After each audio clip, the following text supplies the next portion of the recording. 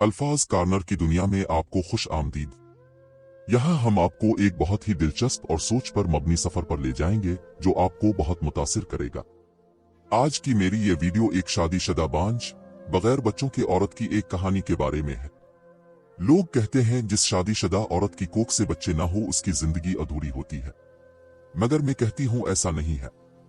बगैर माँ के बच्चे भी बांझ औरत की अधूरी जिंदगी को मुकम्मल कर दिया करते हैं। अदनान बहुत खूबसूरत और तालीम याफ्ता थे। ये रिश्ता मुनासिब था। वालिदैन ने कबूल कर लिया और मेरी उनके साथ शादी हो गई। शादी के बाद में उनके हमरा हंसी खुशी रहने लगी। अदनान मुझे दिल ओ जान से चाहते थे। सास नंद थी नहीं, हमारी तवज्जो बस एक दूसरे के लिए थी। दिन पर लगाकर ओढ़ने लगे। मेरी सहेलियां जब अदनान को देखती कहती मियां पर नजर रखा करो, उनकी पुरकशिश शख्सियत पर कोई और न मर मिटे। यूं भी मर्द का भी एतबार नहीं। तब मैं गुरूर से कहती मुझ जैसी उन्हें और कोई ना मिलेगी। ये गुरूर अल्लाह को पसंद ना आया। मैं भूल गई कि औरत की खूबसूरती बच्चों से होती है। जिस औरत की गोद सोनी हो वो दाग लगे चांद जैसी होती है। शादी को 10 बरस गुजर गए। बच्चों की नेमत से गोद खाली रही। शुरू में हम दोनों को उम्मीद थी कि अल्लाह ताला हमें उस नेमत से जरूर नवाजेगा, मगर वक्त गुजरने के साथ साथ मायूस होते गए। मैं उदास और वो चुप चुप रहने लगे। शादी के 10 बरस बाद एक रोज कहने लगे, छोटे शहर में दिल नहीं लगता, बड़े शहर की रौनकें बड़ी होती हैं। यहाँ रिश्तेदार भी ताना देते हैं। जिंदगी में बोरियत समाती जा रही है। जी चाहता है यहाँ से नकल मकानी कर ले और किसी बड़े शहर में जाएं। एक दिन दफ्तर से वापस आए तो कहा मैं अपना कारोबार कराची शिफ्ट कर रहा हूँ। एक दोस्त के तवस्सुत से वहां ऑफिस मिल गया है।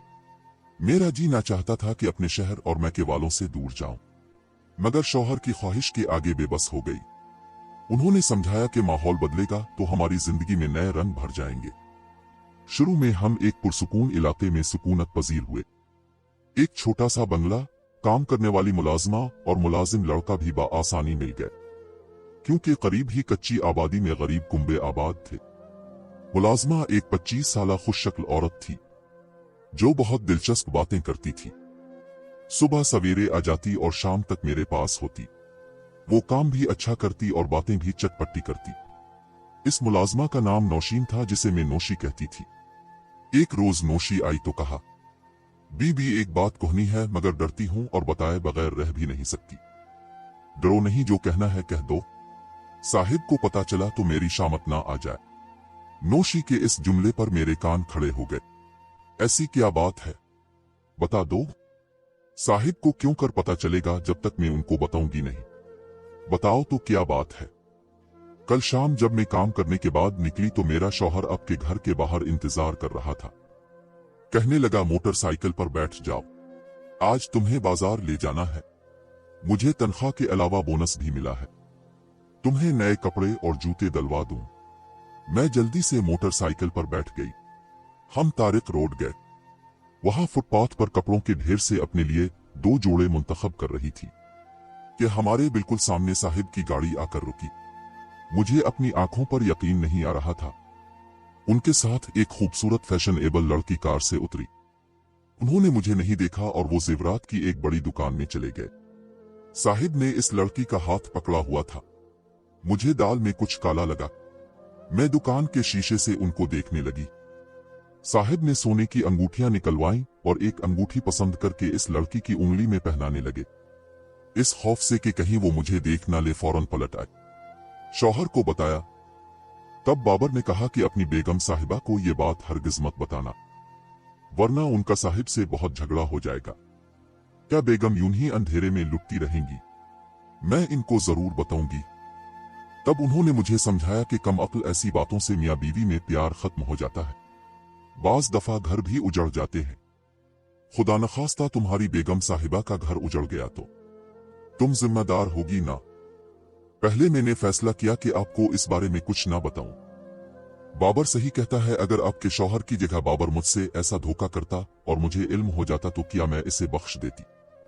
रात भर परेशान रही। सुबह फैसला किया आपको जरूर बताऊंगी, ताकि वक्त गुजरने से पहले आप अपनी जिंदगी की खुशियों को बचाने की तदबीर कर ले। ऐसा ना हो पानी सर से ऊंचा हो जाए। जहां मैं नौशी की मशकूर थी वहां सख्त सदमे में भी थी। सोच भी ना सकती थी कि अदनान मुझे धोखा दे सकते हैं। गुमान हुआ कि जरूर नौशी की आंखें धोखा खा गई हैं। रात को अदनान घर लूटे तो मैंने उन्हें आड़े हाथों लिया। वो घबरा गए। उनसे झूठ भी नहीं बोला जा रहा था। हकलाने लगे।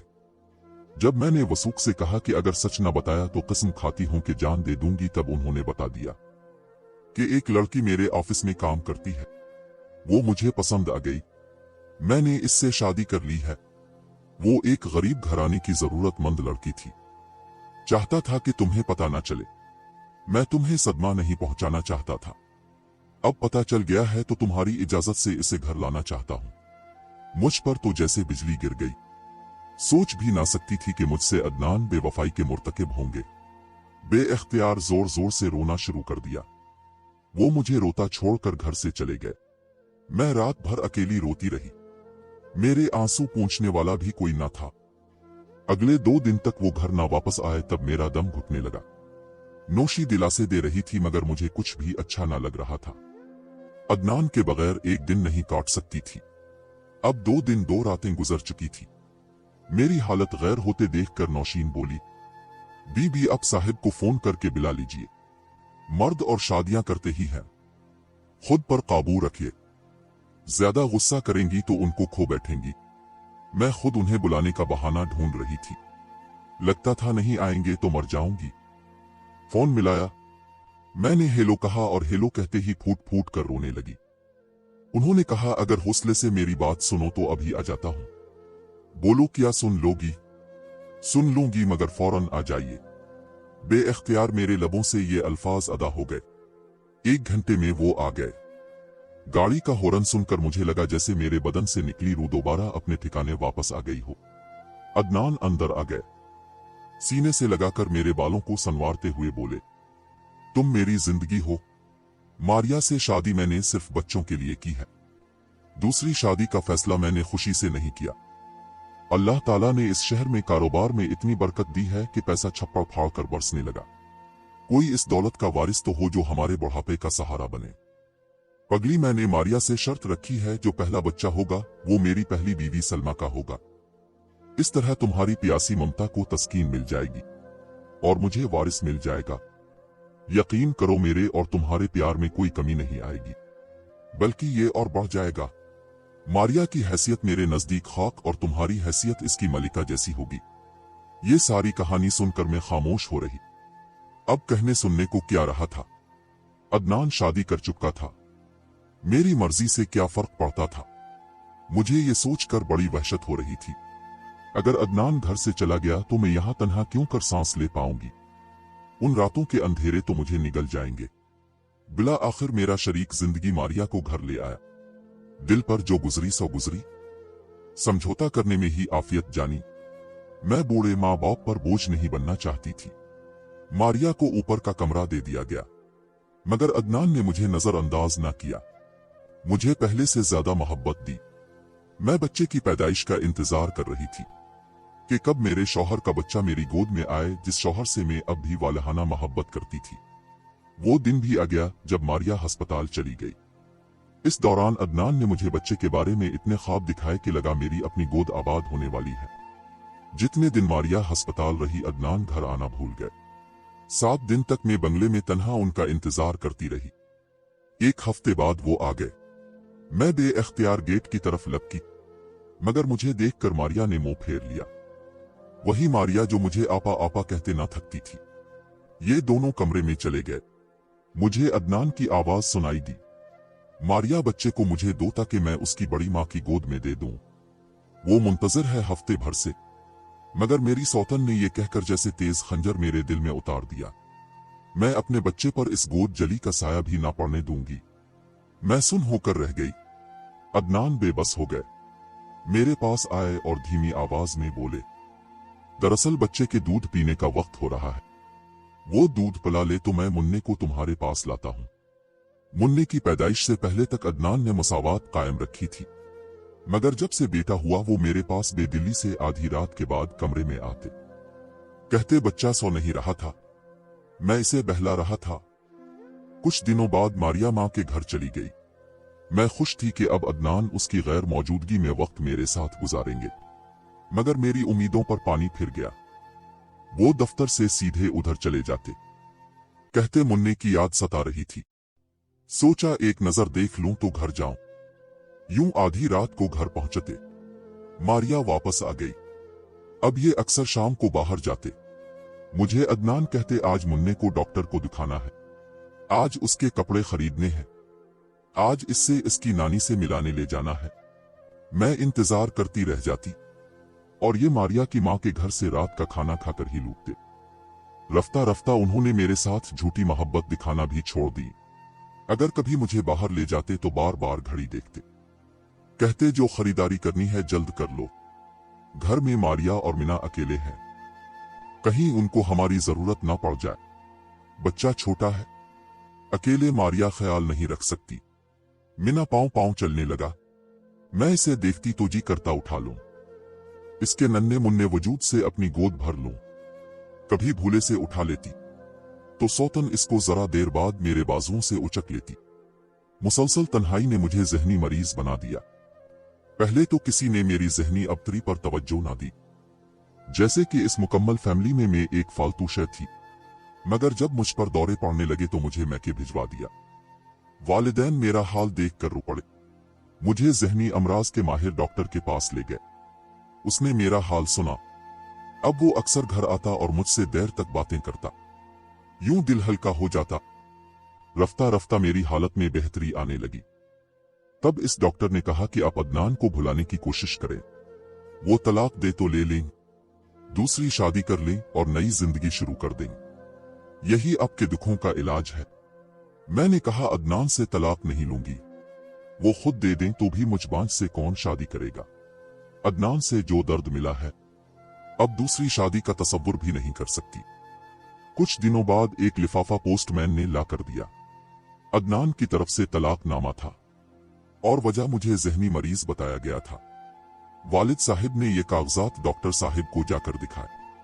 मशवरा लिया कि मुझे किस तरह आगाह किया जाए। डॉक्टर साहब ने धीरे धीरे हकीकत तस्लीम करने पर आमादा किया।